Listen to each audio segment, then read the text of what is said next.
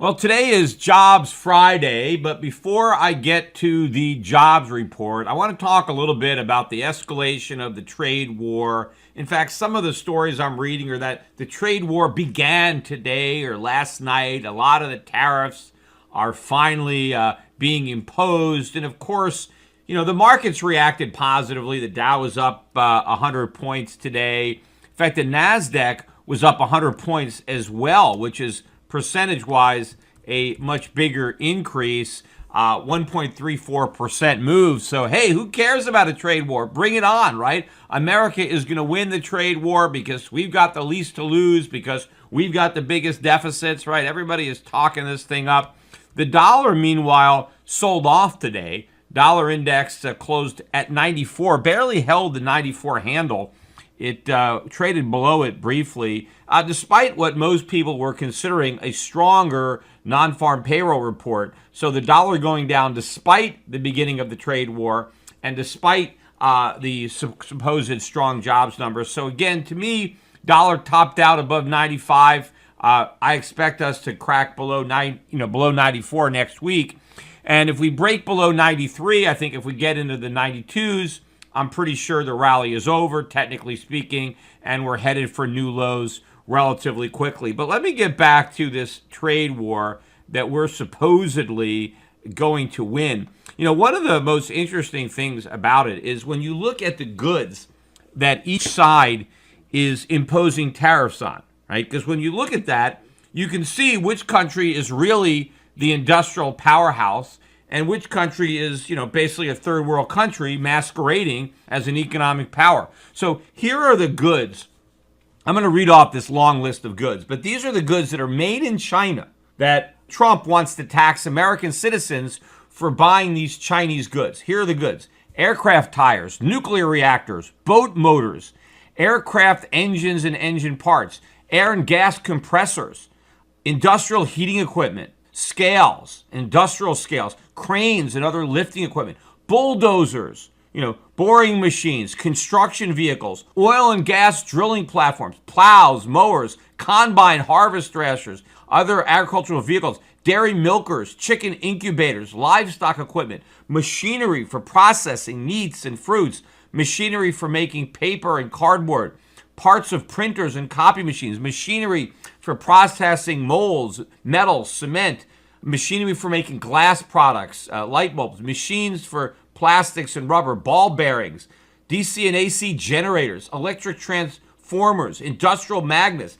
lithium batteries, industrial ovens and furnaces, radar, radio equipment, parts for televisions, video recorders, electronic traffic signs, electronic equipment for circuit breakers, LEDs, trains and rail parts, large vehicles, diesel, non-fuel, cars, trucks, motorcycles, helicopters, airplanes, microscopes, telescopes, lasers, imaging, navigational equipment, medical equipment, scientific equipment. I mean, these are the things that the Chinese make and send to us.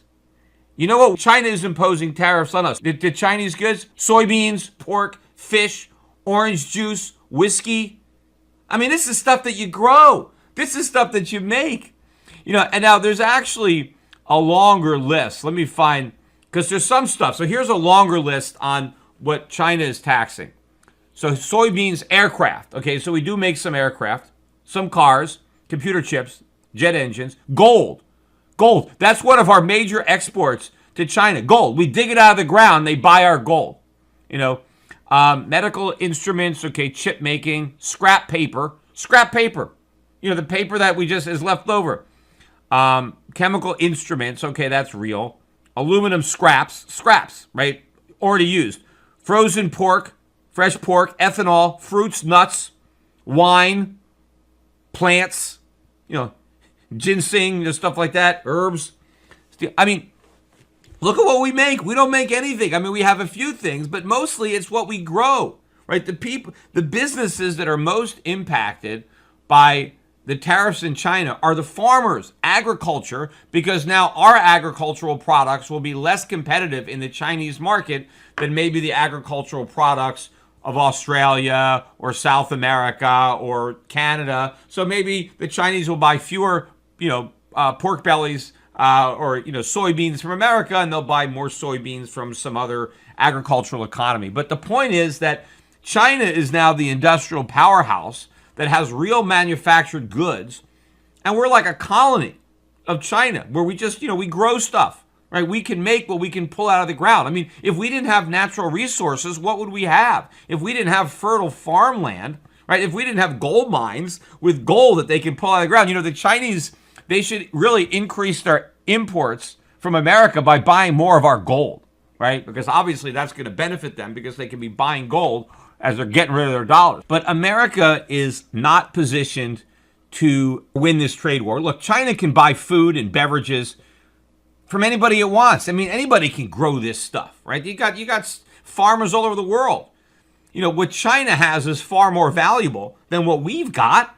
I mean, they've got all these manufactured products that are important. And of course, our farmers, even though they grow food, the farm equipment, the stuff that they need to be efficient is imported from China, right? We grow the food, but the machinery that you need to harvest your crops or plant your crops, that stuff is being imported. And all the parts, I mean, what happens if you're a farmer and your tractor breaks down and you need some spare parts or whatever? Those parts are being imported. So all that stuff is going to cost more. All we are doing is raising the prices that Americans have to pay to import the products that our inefficient economy is incapable of producing. But anyway, let me, move forward or transition now to talk about the economy, because obviously we got the economic data today. We got the highly anticipated non-farm payroll. We get that report the first Friday of every month, and that was today.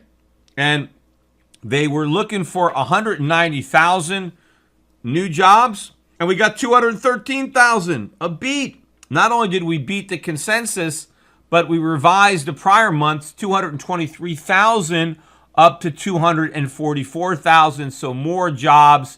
But again, I have no idea how accurate these statistics are. You take a look at the birth-death model, and basically over 90% of that 213,000 can be accounted for in the birth-death model, which I pointed out on this podcast, is the fact that the government assumes that a bunch of companies were started and that those companies hired people. Now, I don't know how they guess how many companies were formed versus, closed down, and then how many people those newly created companies hired. I don't know how they get this number, but there's got to be some, randomness to it. There's got to be some subjectivity to it where, you have to make a guess on whether you think businesses are being created or not.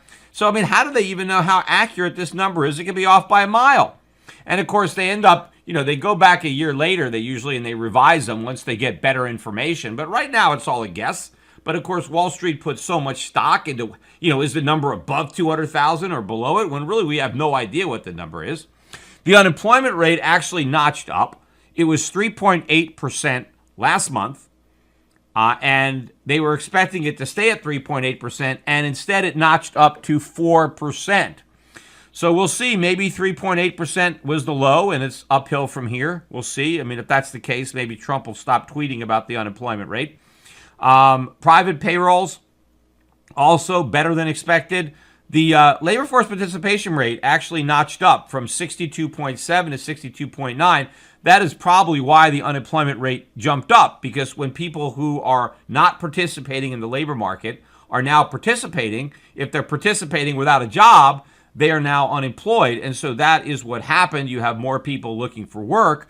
And so now those people are counted as being unemployed, whereas when they weren't looking for work, they weren't being counted. The average hourly earnings, which is another number that everybody looks at, actually came in less than expected. They were looking for up 0.3 to match the up 0.3 that we got for May.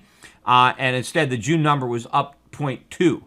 And that brought the year-over-year increase to 2.7, although that matched the number we had from the prior month. They were expecting it to notch up to 2.8. Hours work remained the same, 34.5. In general, they were describing this as Goldilocks, right? Not too hot, not too cold. Economy is continuing to be strong. So nobody really worried about that. But, you look at this unemployment rate. The U6 unemployment rate jumped up from 7.6 to 7.8. So a similar increase as the headline rate. But the U6 rate is the rate. I mean, that's the way they used to count unemployed. Whenever it changed, whether it was in the 90s or whenever it was, the difference between the U6 rate and the U2 rate, which I think is the 4%, is the people who are working part-time while they're looking for a full-time job, right? They're not counted as unemployed in the regular rate, but they are in the U6. And the people who have given up looking, they're unemployed, and their only reason they're not looking for work is because they're convinced they won't find it. So it's not that they don't want a job, they just don't think a job is there, so they're not even bothering to look. So those two categories are not included in the headline number that Donald Trump brags about. That's why when he was a candidate, he said the numbers were phony, because he knew that those people were not being counted. Well, now he doesn't care that they're not counted. He wants to go back to the phony number, the fraud number, and perpetuate the same fraud by bragging about how low the unemployment rate is. But if he was being honest, he would be using the 7.8% number and not the 4% number, or he would have been using 7.6 instead of 3.8. But even that 7.8 number, that U6 number, is not honest at all. And here's why. The cutoff for discouraged workers is a year. That's it. So if you have been unemployed and discouraged for more than a year, you are no longer counted as a discouraged worker for the purposes of being included in the U6 number. So that means every month, right, you've got people that have not been looking for work for a year because they don't believe there's any work for them, right? So they were never counted in the official unemployment rate. I mean, they were counted until they became discouraged. So if you're unemployed and you're out there looking for work, you're in the unemployment numbers. If you decide, you know what, I'm tired of looking, I've been pounding the pavement, I can't get a job, screw it, I'm just going to stay at home, I'm not looking for work anymore. Now you move away from the official unemployment number, but you're still included in the U6 number for a year. After a year, if you're still not looking because you're still discouraged, all of a sudden you drop off the statistics completely. You're now long-term unemployed and you're not counted. And that is the real reason that the unemployment rate is so low, because so many people have been so discouraged from finding a job for so long that they're not counted. That's why the employment to population rate is so low. That's why the labor force participation rate is so low, because there are so many people who have been unemployed for so long that they've permanently given up on looking for a job. That is the secret to the low unemployment rate, because so many people who are unemployed are not counted. Donald Trump understood this as a candidate. He forgot it as president, right? Because he wants to keep bragging about how we have the lowest unemployment in history, only based on the way we count it. If we were counting unemployment the way they did in the 80s and 70s and 60s, it'd probably be around 20%. I don't know if it would be as high as the 40% that Donald Trump was guesstimating when he was a candidate, but I have heard reasonable statistics that say that if you throw in the long-term unemployed, we got about a 20% unemployment rate in the United States right now, which is, pretty much similar to what it was during the Great Depression. And that 20% rate probably makes sense given how low the labor force participation rate is and given how low the number of people employed is relative to the overall population. That's what's going on. That's why you've got all these jobs. We got the ADP numbers that came out yesterday, and ADP missed for 4 straight months. So even though you're getting beats on the government numbers, these private surveys by ADP, they're missing. And one of the big parts of the ADP was all of these jobs that are going unfilled, right? Employers have all kinds of jobs that they're looking for workers and they can't find them. And when you hear the way that news covers this is like it's a good thing. Oh, the economy is so strong, we don't even have enough workers for all our jobs. Like, well, what a great problem. We have so many jobs and we can't even find the workers. Like, this is great, right? The economy is so strong that, we can't even find enough workers to fill all these jobs. The truth is the opposite. The fact that we don't have skilled workers is a big problem. I mean, skilled workers are a resource, right? Economies have resources. You have natural resources, right? You have capital goods, and you have labor. Labor is an important resource, but only to the extent that it's skilled. If you have a bunch of people that can't do anything, then how much value can they bring to a company? So if you've got all these companies that want to hire people, but they can't find them because the people don't have any skills, that doesn't necessarily say that the economy is in such great shape. What it says is that our labor force is a disaster. Look, if people know how to do something, there's always going to be jobs. If you have a skill, if you can go to an employer with skills and productivity, and you can say, hey, hire me, maybe pay me $15 an hour because I'm going to increase your productivity by $20 an hour, right? All of a sudden the job is there. I mean, employers will hire anybody that they can make a profit on. If you can bring somebody into your organization that is going to increase your productivity, then you'll hire them, right? So the fact that we have a bunch of people that can't add any productivity, that all these companies need workers that can add productivity to their organization, and they can't find them, that doesn't mean that we have a strong economy. That just means we have a disastrous labor force. And why is that? Why is it that we have so many people who are unemployed, who are not qualified to work at all these jobs that they could have if they only had some skills? And the reason for that is government. Government has destroyed our labor force in America. How have they done that? Through the educational system, through the educational bureaucracy, through the nonsense that everybody has to go to school, all kids have to graduate high school, everybody has to get a college degree. And so what we do is we keep our young people in school, no matter whether or not they have the aptitude for school, right? No matter whether they're actually studying, right? You can't fail anybody. Everybody has to pass. In fact, I was just reading these articles now about not only does everybody graduates with honors, right? Everybody, it doesn't even matter. They've so dumbed it down. You don't only get to graduate from college. Everybody's got honors. Everybody's got, cum laude on their degrees. It used to be you got, if you were the top guy in the class, if you were number one or number two, okay, that was a big deal. Now it's like the whole class is graduating with some kind of honors. But meanwhile, nobody knows how to do anything. We have all these young kids that we keep in school until they're 18, right? Until they graduate 12th grade. And a lot of these kids aren't learning anything. It's really glorified daycare. But what we're preventing them from doing is learning a trade. The vast majority probably of kids that are in high school probably shouldn't even be there. They should be out working. They should be out learning a trade, either in a trade school or learning on the job. But of course, no one's going to learn on the job because no one's going to hire somebody and teach them because of the minimum wage law or because of all the occupational licensing laws. Or also, look, my grandfather was a carpenter. He didn't go to high school. He didn't go to grammar school. He was a carpenter. He learned how to be a carpenter in Europe before he came to the United States. I think when he got here, he was still a teenager by himself.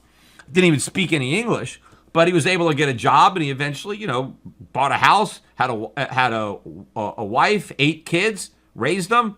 My grandmother didn't have a job. He didn't even have, he basically just you could support a wife and 8 kids in this country without even going to high school. He had a trade. He knew how to be a carpenter. But his experience, he apprenticed for a carpenter where he basically worked for nothing, helping out somebody.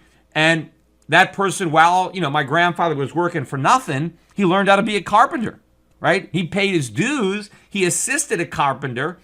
And as he was assisting the guy, he learned the trade. But that's illegal in America today. You can't, bring somebody on board and have them do work unless you're going to pay them the minimum wage and pay them, workman's comp and pay them all kinds of other benefits.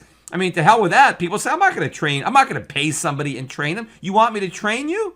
Right? It's, you work for me for free, and while you're working for free, I'll teach you what to do. Because when you first start, you can't do anything. When you don't have a skill, and you work for somebody who does, what you are getting from your employer is far more valuable than the money that he might pay you, because the skills enable you to then go out and do it yourself. In improving your own skills, human capital is important. And a lot of people, they're not necessarily that bright, right? Academics is not their thing. So getting a degree is not going to matter. Majoring in philosophy or English or sociology and then going to college isn't going to matter. But if they can actually learn how to do something, learn how to use their hands and make things and fix things and have a trade, those skills are very valuable. In fact, they can be a lot more valuable than what they might learn in college, even if they have the aptitude to absorb it and then go out into the real world and do something with it. But we don't have enough young kids learning how to do things. So now you have all these businesses that want to hire people, but they don't have any skills to do the work that they need because they wasted all their time in school. And how much money did we blow on K through 12 in education when kids could have been out learning skills? I mean, even a trade school would be better. But I personally think that you're going to learn more from a guy who's actually doing it than a guy who's teaching it. Right? The guy who's teaching it is not going to do it as well as the guy who's actually employed in the private sector doing it. And I think it's better to learn on the job than to learn in the classroom. But the government made that impossible with all these labor laws. And now they have all these kids. Oh, everybody has to go and graduate high school. We can't treat anybody differently. We have to treat, all the kids the same. Obviously, some kids have the brains, the IQ, and they're going to benefit from a high school education. And other kids are not. It doesn't matter. I mean, you can pretend all you want. All people are created equal in the eyes of the law, but they're not equal in intelligence. They're not equal in aptitude. And so some people are not cut out for academics, but we try to cram everybody into that same hole, and it's just waste of money, waste of time. But then not only that, after the kids graduate from high school, then we send them all to college where they major in liberal arts. But they don't major in the things that they need to major in because that requires harder work, more studies, and it interferes with your partying. You want to stay up late, you want to get drunk, you want to chase girls. Well, you can't do that if you're studying engineering or computer science. You have real courses. You have to get up in the morning, right? So people basically, it's a social experiment. People are in college to have fun, to try to graduate doing the least amount of work because they think if they just get that piece of paper, that all of a sudden it's their ticket to Easy Street. Well, okay, they graduate, they got a mountain of debt, but they're not qualified for anything. So the fact that we have so many people who aren't qualified to do anything is a huge problem. And none of this is getting solved. All of this is getting worse. Speaking about the economy, we got the Fed minutes came out this week. And of course, the Fed continues to pretend, or maybe they really believe, who the hell knows, everything is great, right? The economy is great. In fact, they're a little concerned the economy is doing so well that it might lead to inflation, right? They're saying, this is a quote from their minutes. They're concerned that a prolonged period in which the economy operates beyond potential could give rise to heightened inflationary pressures or to financial imbalances that could lead eventually to a significant economic downturn, as if inflation is a byproduct of economic growth. There is no potential of the economy that it can't exceed, right? There is no upper limit on growth. It's not like you're going to overheat, right? Now, the economy is going to overheat. We got to cool it down. A real economy can't overheat because increased production does not produce inflation. It's the reverse. Increased production brings prices down, right? The more supply you have, the less stuff costs. That is the beauty of economic growth. So there is no speed limit on a real economy. There is, I guess, on these bubble economies that the Fed creates. But to the extent that inflation breaks out, and it will break out, it's not because the economy was too strong, but because the Fed was too easy, because they printed too much money. They kept interest rates too low for too long. They did QE 1, 2, and 3. That's the reason that prices are going to skyrocket, not because the economy is too strong. In fact, the economy is going to weaken, and prices are going to keep strengthening. In fact, the economy is going to slip into recession, and inflation is going to accelerate the way it's measured by the CPI. But, when the Fed minutes came out, most people were still, everything is fine, everything looks good. The Fed is, not too concerned. And in fact, when they point to the U6 unemployment rate, they say, see, look, the Fed has room to let the economy run because, there's really more unemployed people out there. People who are not in the labor force could decide to step in if they think there's an opportunity. But again, these are the Phillips curve guys that believe that inflation and unemployment are, opposites, that unemployment keeps inflation at bay, and if there's too many people working, then prices go up. That's nonsense. If people are working productively, that keeps prices down. The problem is if people are working and they're not productive and money is just being printed and they're earning new money that's paid for by government creating it out of thin air, then that type of employment will lead to higher prices because the employed are not employed productively, so they're not making anything, but they've got money to spend. Where's the money coming from? It's coming from the Fed or the government. So it's the money coming into the economy that is pushing up prices, not the production, not the labor, not the work part. That stuff is good to the extent that people are employed productively. If they're employed by government unproductively, inefficiently, if they make nothing, if you're just digging holes and filling them, and the government is printing money to pay the people to dig them and to pay the people to fill them, well, then they go to spend the money on what? On products made in China. Right? But they're going to try to buy products. They're not there and bid the prices up. And that's where the inflation is coming from. It's not coming from the strength of the economy. Another thing, too, just anecdotally on inflation, I talk a lot about how the inflation numbers are really, understated. The Fed is not really capturing, just like they're not capturing the true number of unemployed people in this country anymore. Because of the way they've, changed those statistics. They've done that with inflation as well. And so economic growth is overstated, unemployment and inflation are understated due to these statistics. But just anecdotally, I'm on the internet quite a bit, and I'm always looking for, news stories to read. I don't really get newspapers delivered anymore. I read the news on the internet. And what I've been noticing a lot over the last month or so is one after another, the sites that I've been utilizing to read stories are now charging me to see the story. Right? All of a sudden, I'll say, "Oh, you've used up your free stories," whether it's Bloomberg or whether it's the Washington Post or the New York Times. All these newspapers that I would go on and read the stories. Now it's saying, "Well, you want to read these stories, you got to sign up and you got to pay money to read them." And usually when I get that, the money, it's not expensive, $1. Although I don't know if it's $1 a month. I'm not really sure, but I don't feel like, I want to read a story. I don't feel like signing up, getting out my credit card, giving them all the information, and having another account. So what I normally do is, okay, I leave and I find another article on the same topic that I don't have to go and register for that I can read. But I'm thinking about all this when it comes to the CPI because none of it is going to be counted as inflation or as a price increase. Because if something was free, it's not even in the CPI. So to the extent that you were able to get content for free, the cost is not there. And all of a sudden now, if you have to pay for something that you used to get for free, first of all, the percentage increase is impossible to calculate because it's infinite, right? Because if you go from 0 to anything, you can't really calculate a percentage when your base is 0. But it's obviously a huge increase in cost percentage if you try to calculate it. But it's just going to be missed out. But I think that this is going on now, more and more people, and it's probably not just stuff on the internet. There's a lot of stuff that used to be provided for free. Look now into airlines too, and you go and you book an airline too, and you go and you look on the internet and you try to book an airline flight, and when you see the price, but when you go to select your seat now, every single seat costs more money.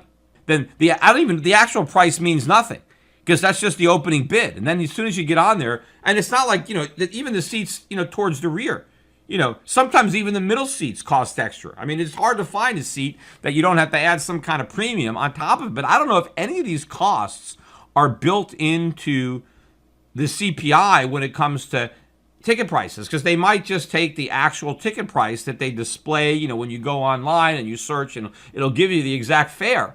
But none of those are actually the fares that you pay, because when you actually try to reserve your seats, they cost they cost a lot. Now, maybe if you don't reserve a seat, if you just say, look, I'll just take whatever seat you have, which, especially if you're traveling with a friend, then, you're not even going to be sitting together. They're just going to find a place to put you wherever they can find some empty seats. But all these things that, used to just be for free. They didn't charge you at the airport, to pick your seats and have two seats together. But now all sorts of things that used to be included are now just, you got to pay for them separately. But all this stuff is not being captured by the CPI.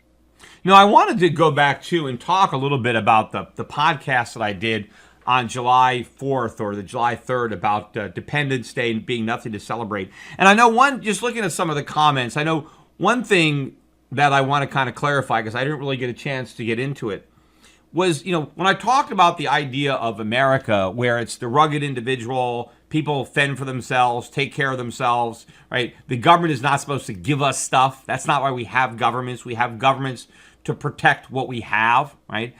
People will think, well, isn't that very selfish, right? I mean, don't you care about the less fortunate, care about the needy, right? Shouldn't the government be helping the poor, right? If you have a country where it's just about preserving the wealth of the wealthy, right? Preserving private property, then what about the people that don't have any private property, right? I mean, you don't care about them. Shouldn't the government help them, right? Isn't America a greedy, selfish country then if everybody is supposed to just care about themselves? And yeah, I mean, that's, what the left believes, but that's completely wrong. I mean, first of all, the most important element is your individual liberty, your individual freedom, right? That's what it's about. It's not just about, hey, let's just, be greedy. It's about being free. It's about owning yourself. It's about not being a slave, not being an indentured servant, whether it's to an individual or to a mob, which is really what the government represents, is an organized mob. Look, I am all in favor of charity, of helping people who are less fortunate than you. And I think that nobody is more charitable than free people. I believe that human beings in general are good. Are all humans good? No. There are son of a bitches out there that couldn't give a damn about anybody but themselves. Fine. But they're in the minority.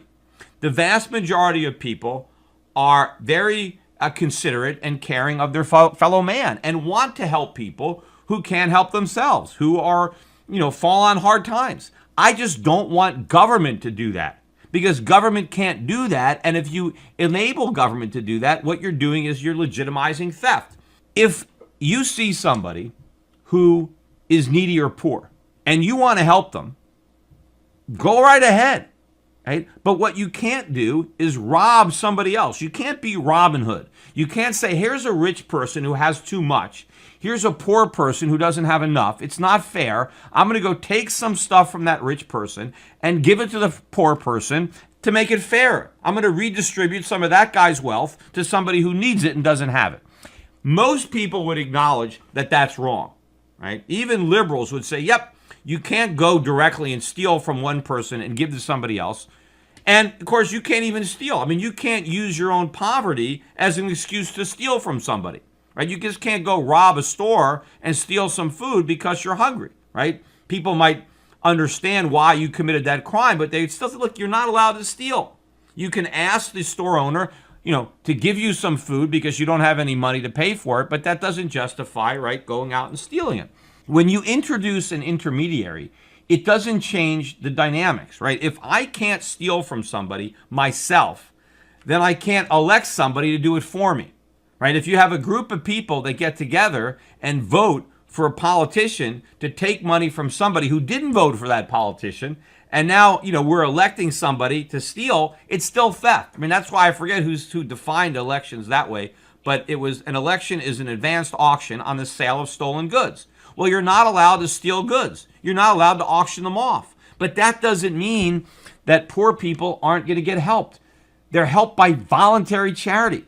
They're helped when people actually give freely what they have to other people. And that is what happens. I mean, and some of the most charitable people are the wealthiest people. I mean, before we had income taxes, we had plenty of charitable giving. Now the government tries to pretend that the only reason people give money is because they can deduct it on their taxes so the government can take credit for charitable giving. Look, if the government didn't take so much money from people in income taxes, they'd have a lot more money to give away to charity. And probably the best benefit of private charity, other than the fact that you're not legitimizing theft, other than the fact that private charity is moral and what the government is doing is completely immoral, is that when the private sector does it, it's effective.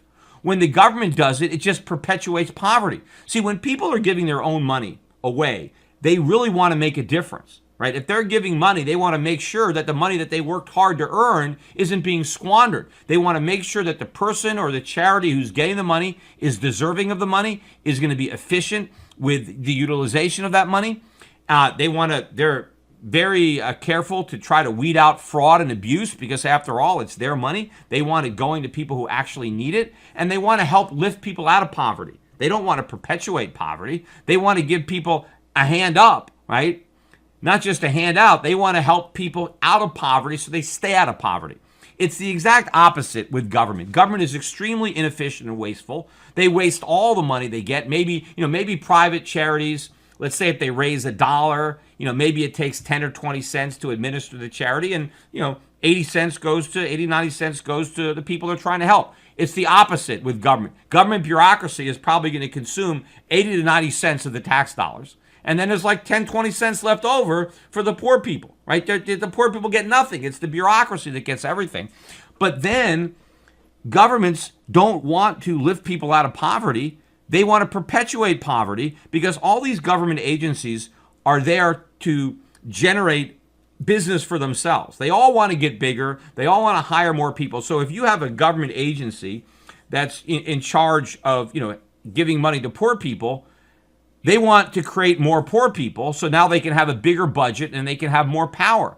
So what they're trying to do with their charity is keep people poor. They want to give people just enough money so they never get out of welfare. They want to create incentives that when you're on welfare, you can never get out, right? They want to give you welfare, but then if you get a job, they want to take it away.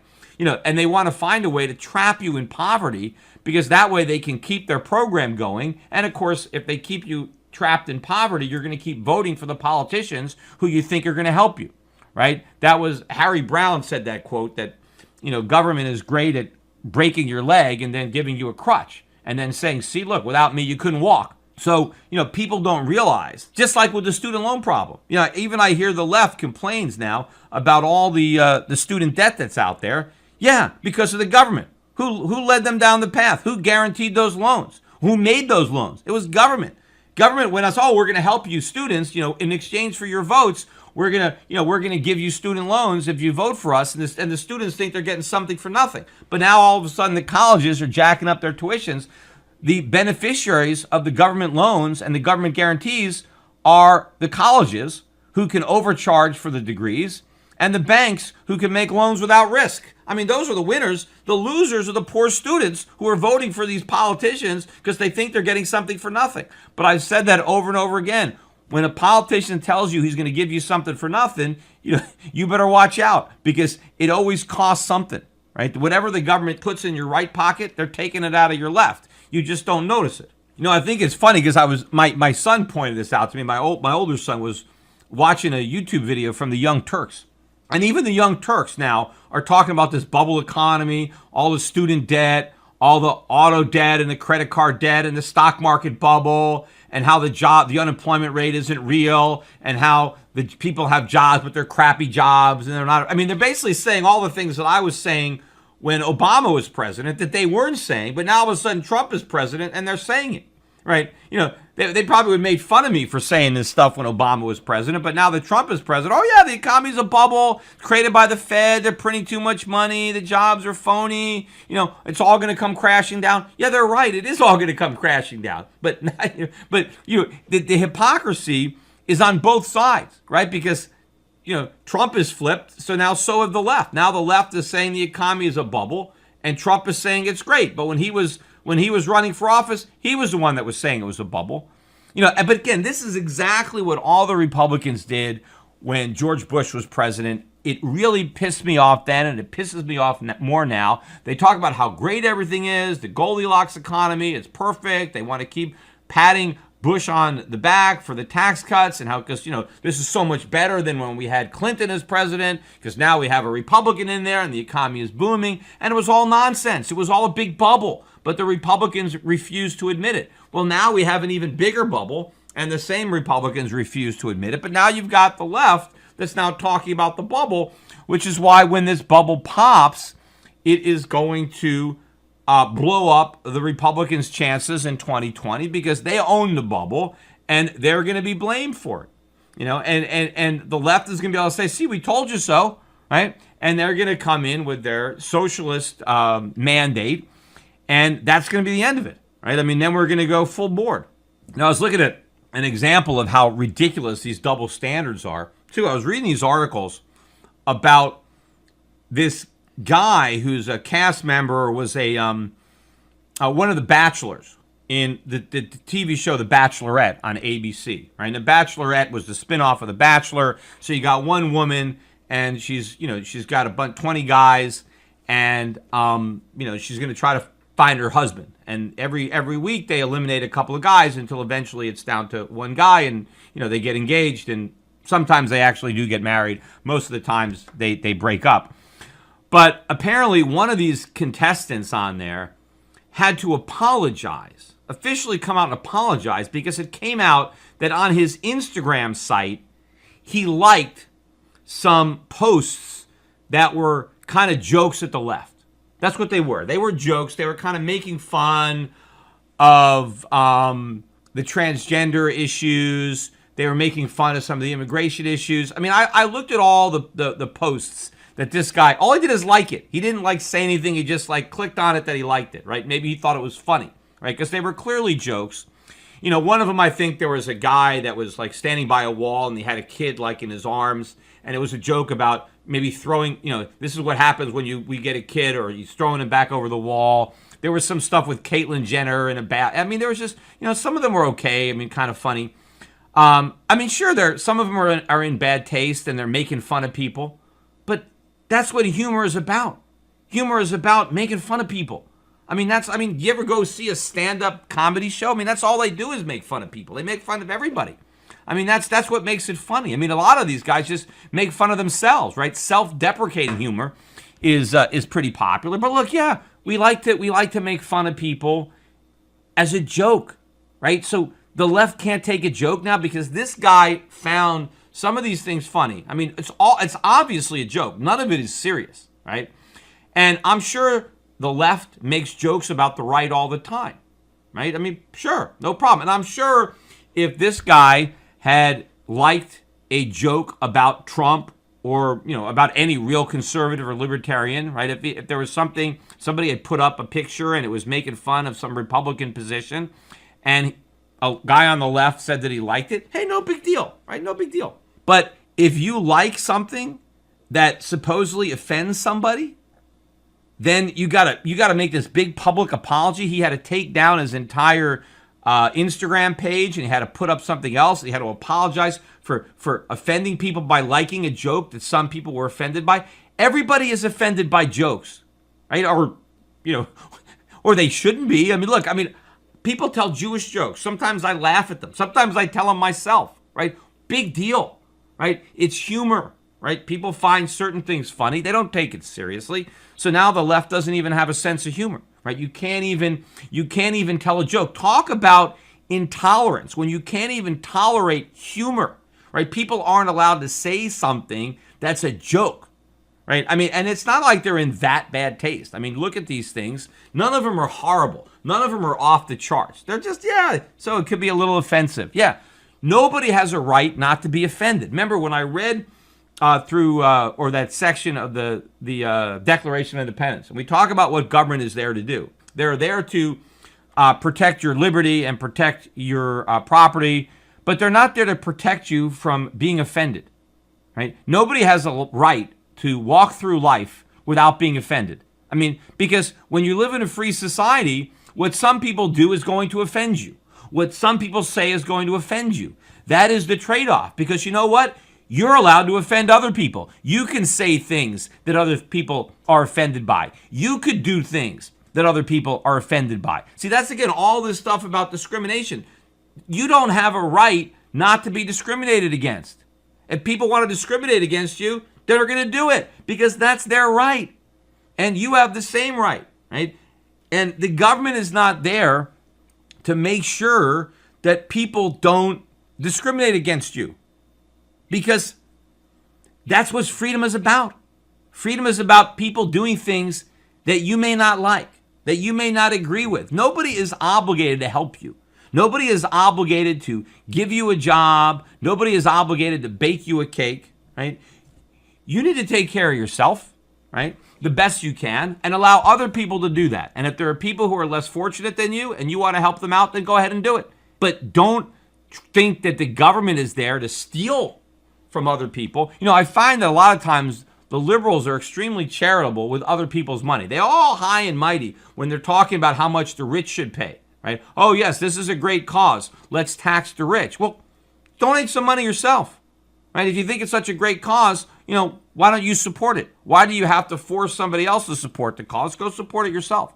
You find that, when it comes to their own money, no. They're not nearly as charitable as they are with somebody else's money. Because if it doesn't cost you anything personally, well, sure, you can be for every kind of scheme if you think somebody else is paying for it. That's another reason why the private charity is so efficient, because the people who are actually making the donations care about how they're used.